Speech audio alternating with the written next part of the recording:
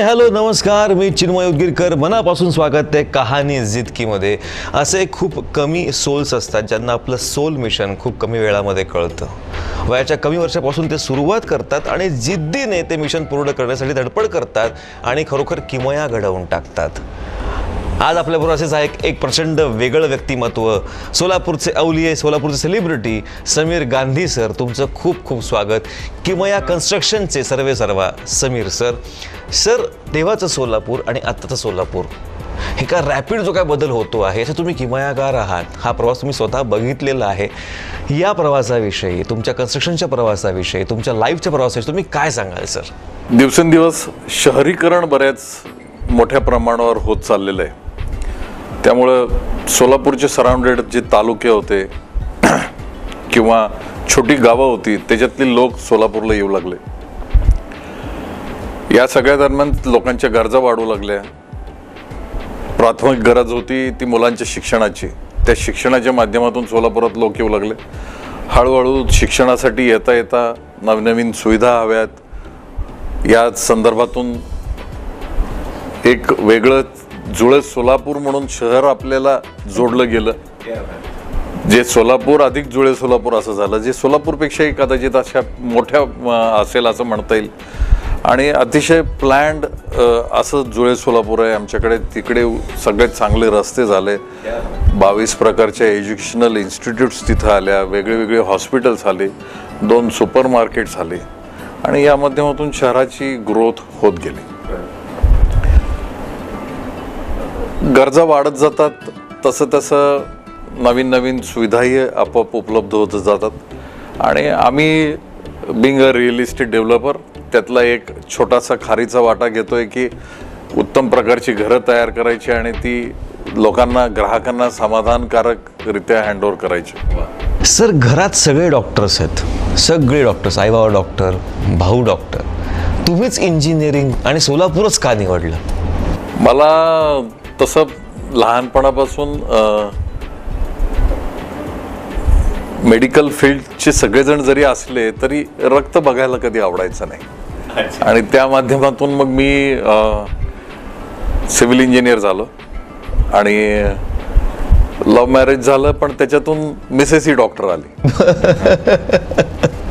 आणि आई वडील डॉक्टर, धाकटा भाऊ त्याची मिसेस डॉक्टर, असंही असताना सिव्हिल इंजिनियर झालो. आणि ज्या क्षेत्रात गेलोय त्या क्षेत्रात आपण आपलं नाव करावं, चांगल्यातलं चांगला उत्तम प्रॉडक्ट तयार करावा, लोकांचं समाधान करावं, या हेतूने काम करत गेलो. आणि हळूहळू आमचा किमया ग्रुप हा ब्रँड तयार होत गेला सोलापूरला. क्या बात. पण सर, याच्यामधलीच एक मेख अशी आहे की सगळेच डॉक्टर आहेत, सगळे सेटल्ड आहेत, तुम्हाला ती बॅकग्राऊंड पण होती. मग अशा वेळेस बरं, सगळेजण तुमच्या घरातले खूप वेगळ्या पदावरती आहे, प्रत्येकाने आपलं स्थान एकदम छान निर्माण करून ठेवलं आहे, प्रत्येकजण नावाजलेलं आहे. अशा वेळेस एक काहीतरी वेगळी सुरुवात करायची, याचं एक वेगळं मेंटल प्रेशर पण असतं सर. तर ते तुम्ही कसं डील केलं? नाही, हे वेगळं क्षेत्र निवडल्यानंतर त्यावेळेला फारसं कळत नव्हतं. पण नंतर जेव्हा जाणीव झाली की आता आपल्याला आणि आपल्यालाच पळायचं आहे, त्यावेळेला पर्यायच नव्हता की बाबा आज आपण काही केलं तरच आपलं नाव राहील, तरच तग धरून राहू. त्या माध्यमातून मग काम करत गेलो. चांगलं क्वालिटी देणं हे अतिशय महत्त्वाचं आहे. आणि मग बाकीच्या गोष्टी होत जातात. चांगला प्रॉडक्ट, लोकांना आवडणाऱ्या गोष्टी जर का दिल्या आणि ते हळूहळू साध्य होत गेलं. सर, कन्सिस्टन्सी ठेवली आम्ही, त्याच्यामध्ये सातत्य ठेवलं. तर पहिला प्रोजेक्ट आणि तो ज्यावेळेस बांधून पूर्ण झाला आणि आता सेल होणार, त्या दिवशीचं प्रेशर काय होतं? कोइन्सिडेंटली आम्ही जी काही आतापर्यंत लोकेशन्सवर काम केलं ती सगळी प्राईम लोकेशन्स होती. त्यामुळे प्रोजेक्ट कम्प्लीट करून नंतर विकण्याची कधी वेळ आली नाही. तर ते सुरुवातीलाच विकत गेले. आणि आता जरी आम्ही आउटस्कट्समध्ये किंवा म्हणा जुळे सोलापूरमध्ये काम करत असू, तरीही बऱ्यापैकी लोकांना कामाबद्दलची माहिती आहे, क्वालिटीबद्दलची माहिती आहे. आणि त्या माध्यमातून आमच्याकडे बुकिंग्स होतात. प्रेशर असं कधी आलं नाही. प्रेशर का यावं? का तर आपण काम चांगलं दिलेलं आहे, प्रॉडक्ट चांगला दिलेला आहे. काही एखादं चूक झाली असेल तर ती दुरुस्त करून दिली पाहिजे. एक घर तयार करताना जवळपास 550 लोकांचे हात लागतात त्या घरात. एखादाही माणूस जर का चुकला तर त्याचा इफेक्ट हा फायनल प्रॉडक्टवर, फिनिश प्रॉडक्टवर होतो. अशा वेळेला स्वतःला आपल्याला लक्ष घालावं लागतं, जातीने प्रत्येक गोष्ट पाहावं लागते. प्री डिलिव्हरी इन्स्पेक्शन जसं 4 व्हीलर्समध्ये वगैरे असतं, तसं आमच्याकडेही आम्ही स्वतः, मी आणि मिसेस, आम्ही दोघंजण जाऊन प्रत्येक फ्लॅट ऑन फ्लॅट चेक करतो. दरवाजाच्या मागे दरवाजा उघडून पाहतो की प्रत्येक हिंजेसला स्क्रूज लागलेले आहेत का, टाईलचं फिनिश प्रॉपर आहे का, सगळे कड्याकोंडे बरोबर बसतात का, लाईटची बटन असतील तर त्याचा सिक्वेन्स प्रॉपर आहे का. अगदी अशा छोट्या छोट्या गोष्टीतून जी काळजी घ्यायची आहे त्या काळजी घेतली की ऑटोमॅटिकली प्रॉडक्ट चांगला डिलिव्हर होऊ शकतो. वा. पण सर, सातत्याने काम करताना पण, चांगलं काम करताना पण कधी कधी नशीब साथ देत नाही आणि तुम्हाला डाऊनफॉलला फेस करावं लागतं. अशा वेळेस कुठल्या जिद्दीने तुम्ही उभे राहिले आहात तुमच्या आयुष्यात? असे कुठले कुठले प्रसंग होते? आता रिसेंटली असा प्रसंग आमच्यावरती येऊन गेला. आमच्या रिअल इस्टेट क्षेत्रामध्ये साधारण 2016मध्ये डिमॉनिटायझेशन झालं. त्यावेळेस बऱ्यापैकी मंदी आली मार्केटमध्ये, कारण लोकांचा प्राथमिक उद्देश होता डिमॉनिटायझेशन नंतर ती डे टू डे लाईफ आपलं रन होत राहायला पाहिजे. तुम्हाला आठवत असेल, 1-2 महिने लोक हॉटेलला वगैरे सुद्धा गेले नाही, जे रुटीनली जात होते ते, कारण तशी परिस्थिती उद्भवली होती. त्याच्यानंतर आमच्या क्षेत्रात रेरा कायदा आला आणि त्याचबरोबरीने GST इम्पोज झाला. तर या पर्टिक्युलर वेळेमध्ये आमच्याकडे सेलला इश्यू होता. सेलचा इश्यू झाला की पर्टिक्युलर कॅश फ्लोवर त्याचा इम्पॅक्ट होतो, इंटरेस्ट कॉम्पोनंट जास्त येतो. पण अशाही वेळेस एखादी गोष्ट आपल्याला परवडली जरी नाही परवडली जरी तरी कन्सिस्टंटली जे लोकांना प्रॉमिस केलंय ते सगळं दिलंच पाहिजे. तुम्हाला परवडलंय नाही परवडलंय माहिती नाही. आत्ता आजची रिसेंट गोष्ट अशी आहे की मागच्या 3 महिन्यात प्रचंड भाववाढ झाली. मागच्या 6 महिन्यामध्ये डिझेल 61 रुपयावरून 105 रुपयापर्यंत पोहोचलं. ह्याचा इफेक्ट सगळ्या गोष्टींवर आला आहे. प्रत्येक गोष्टींमध्ये 50, 100, 150% राईज आहे. आमच्याकडे लागणारे मूलभूत घटक जे आहेत, सिमेंट असेल, स्टील असेल किंवा बाकीचे PVC मटेरियल असेल, इलेक्ट्रिक मटेरियल असेल, कॉपर असेल, ह्या सगळ्या गोष्टींचे प्रचंड रेट वाढले. पण आम्ही ज्या लोकांकडून बुकिंग घेतलंय त्या लोकांना त्याच कॉस्टमध्ये कुठलाही 1 रुपया जास्ती न घेता, क्वालिटी कॉम्प्रोमाइज न करता आम्ही डिलिव्हर करतो आणि ते सुद्धा वेळेत डिलिव्हर करायचं. आम्ही रिसेंटली एक किमया स्वप्नपूर्ती नावाचं प्रोजेक्ट इन्स्पाइट ऑफ कोविड 16 महिन्यात 11 मजली बिल्डिंग आम्ही डिलिव्हर केली. म्हणजे कोविडच्या नंतर जेव्हा सरकारने काही प्रमाणात परवानगी दिली होती त्यावेळेला आम्ही सगळ्या लेबरची सोय साईटवरती केली. लोकांना साईटवरती ठेवूनच तिकडे त्यांचं जेवणाची सोय, त्यांना एखादा TV वगैरे अरेंज करून दिला आणि ते दिवस रात्र ती लोक काम करत होती. सकाळी 7 ते 7, संध्याकाळी 7 पर्यंत ते काम करायचे आणि ते काम आम्ही लवकरात लवकर संपवलं. लोकांना वेळेत घर दिलं. लोकांना बँकेचे EMI चालू होतात, व्याजाचं बर्डन होतं. या सगळ्यापासून त्यांचा काही दोष नव्हता, आमचाही काही दोष नव्हता. कोविडची परिस्थिती उद्भवली त्याला, पण त्याच्यातूनही आम्ही ही गोष्ट साध्य केली. याच्यातून एक विषय असा येतो की आपल्या ग्राहकाबरोबरचा जो डायलॉग तो चांगल्या प्रकारे डेव्हलप होतो, एकमेकातला विश्वास वाढतो आणि आपलं नाव, ब्रँड तयार होण्यामध्ये मदत होते. सर, या सगळ्या प्रवासामधला सगळ्यात इमोशनल क्षण कुठला होता तुमच्या व्यवसायाच्या अनुषंगाने तुम्ही अनुभवलेला? प्रत्येक वेळोवेळी असे प्रसंग येतात.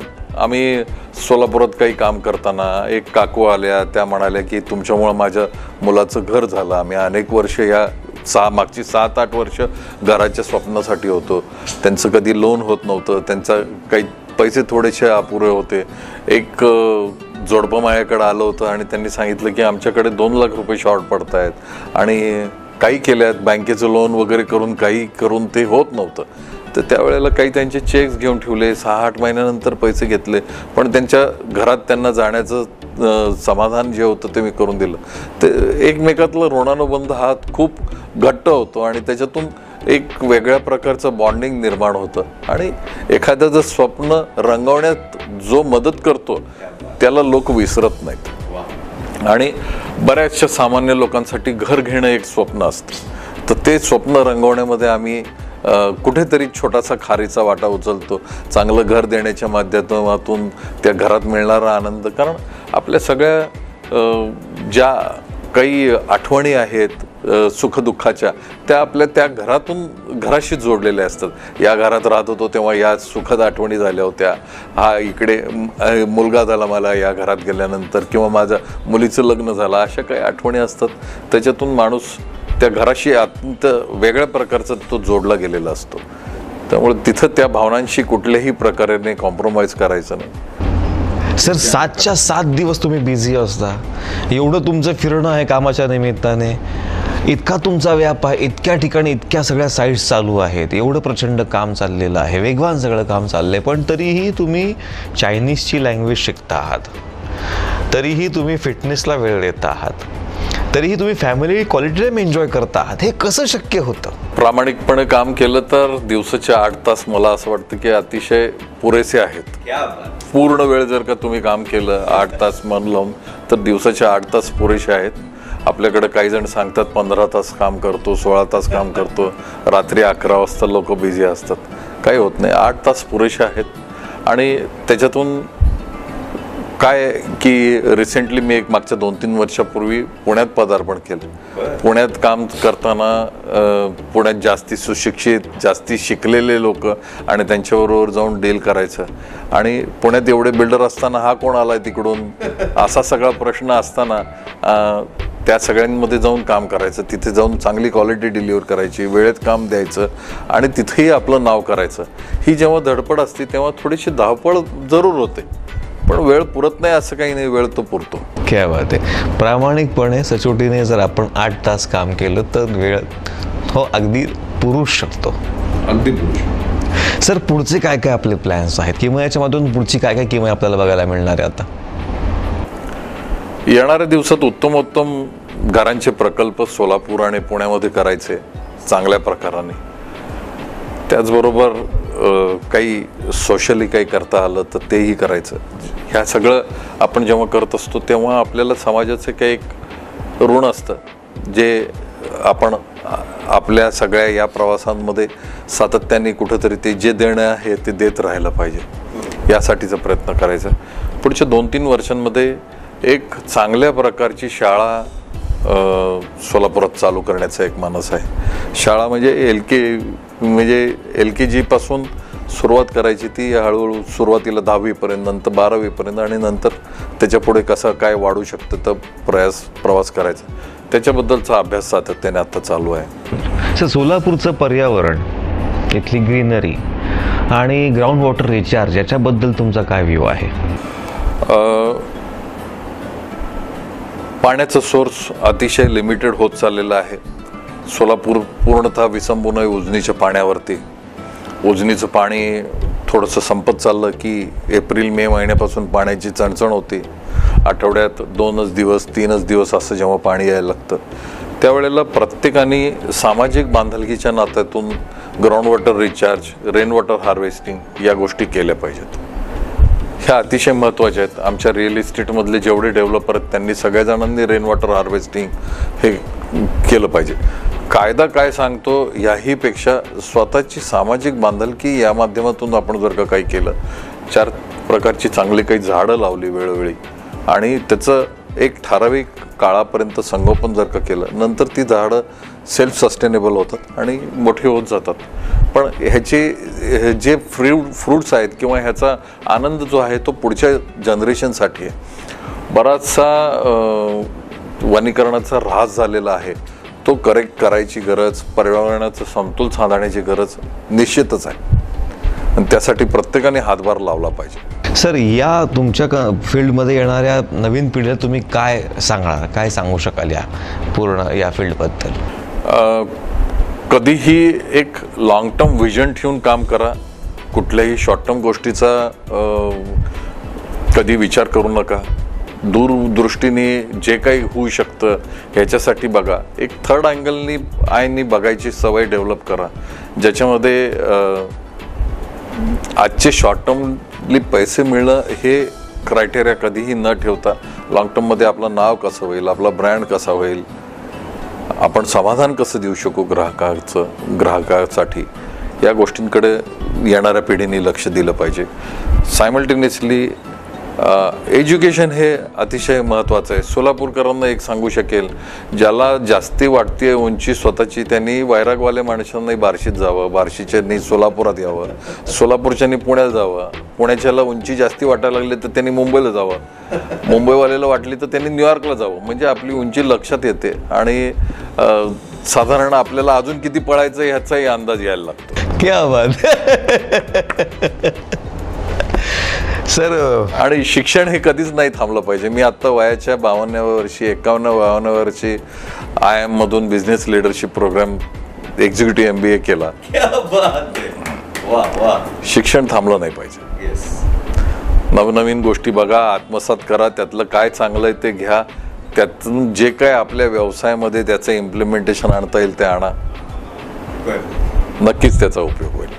तुमच्याकडे भरपूर वेळ असतो. शिकत राहा, करत राहा, होऊन जाईल. आणि जे होऊन जातं त्याला किमया असं म्हणतात. आणि हेच आहे किमया ग्रुपचे सर्व असणाऱ्या समीर गांधी सरांचं प्रिन्सिपल. सर, तुम्ही इथे आलात, इतकं छान आम्हाला एनलाइटन केलं, त्याबद्दल खूप मनापासून आभार सर. Thank you so much.